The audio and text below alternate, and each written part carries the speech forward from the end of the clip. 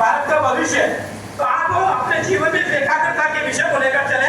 जब भी बैठे और पढ़ना प्रारंभ करें तो अपनी रीढ़ की हड्डी को सीधा करके पढ़े।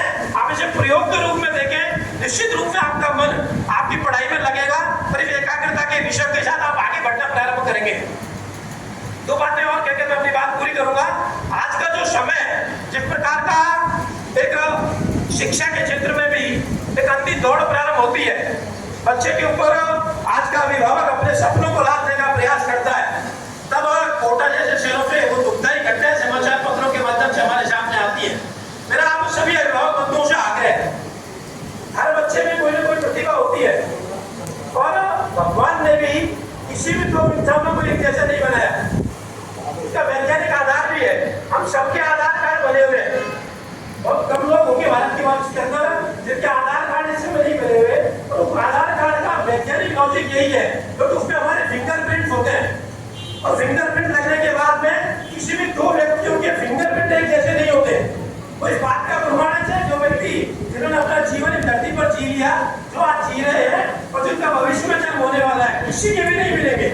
इतना ही नहीं, प्रकृति भी इसी चीज को लेकर चलती है। किसी भी पेड़ के दो पत्ते एक समान नहीं मिलेंगे, उनमें निश्चित रूप से अंतर आता है। तो भगवान ने हम इंसान को किसी के समकक्ष बनाया ही नहीं है, तो फिर हम इन बच्चों से एक तरीके से जाति क्यों करते हैं किसी के साथ इनकी तुलना करके। इनके ऊपर अपने सपने मत रोको, ये खुद इतने स्वतंत्र है, इनको निर्णय लेने की स्वतंत्रता आनी चाहिए। ये बच्चा जिस दिन अपने घर में और अपने आप से या अपने गुरुओं से प्रश्न पूछने लग जाएगा कि मेरे जीवन का मकसद क्या है, और इनकी जो श्रद्धा है चाहे वो माता पिता के प्रति हो चाहे गुरुओं के प्रति हो, वो श्रद्धा तर्क के साथ जुड़ जाएगी, तो निश्चित रूप से मानिए इन बच्चों को अपने जीवन की दशा और दिशा मिल जाएगी।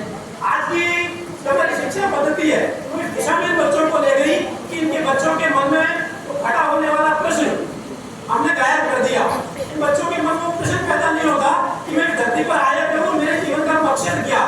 तो मेरा आप सबसे आग्रह है, अभिभावकों से भी, विद्यालय के दीदी और गुरुजनों से भी, कि बच्चों की वो जिज्ञासा बाहर आने दे, क्योंकि बच्चे कहीं ना कहीं देश के भविष्य।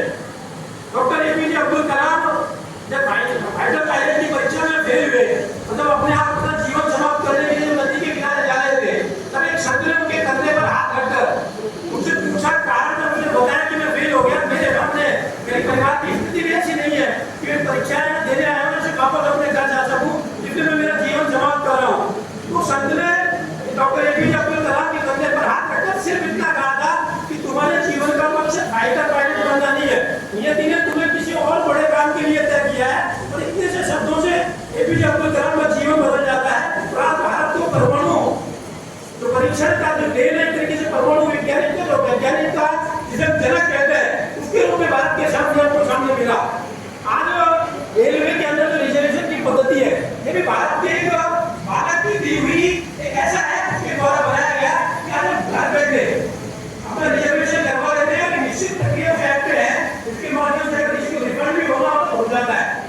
रेलवे डिपार्टमेंट ने चुनाव में सवाल का जवाब दिया था कि वो प्रतिवर्ष 12 करोड़ रुपए उस ऐप के या प्रशासनिक सेवा अधिकारी बनाने की होगी, उनसे ज्यादा खुशी का अवसर ये बच्चे आपको देंगे जब इनकी खुद की प्रतिभा निखरता सामने आएगी, प्रतिभा के साथ न्याय करेंगे।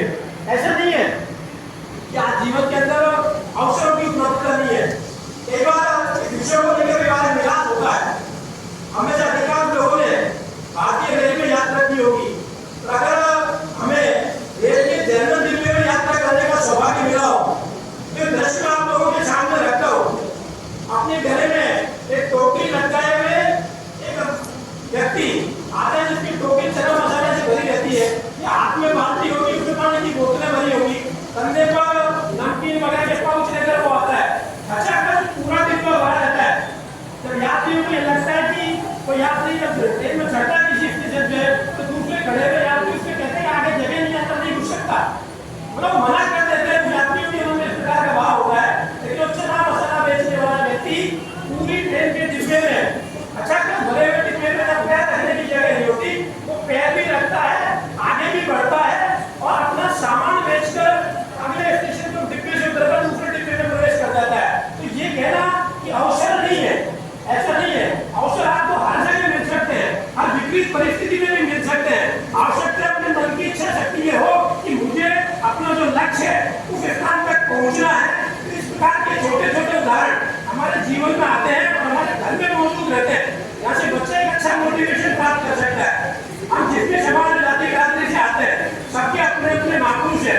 वैसे तो ये एक ऐसा विषय है कि हमने देश के महापुरुषों को जातियों में बांटकर उस महापुरुष के साथ बहुत बड़ा अन्याय कर दिया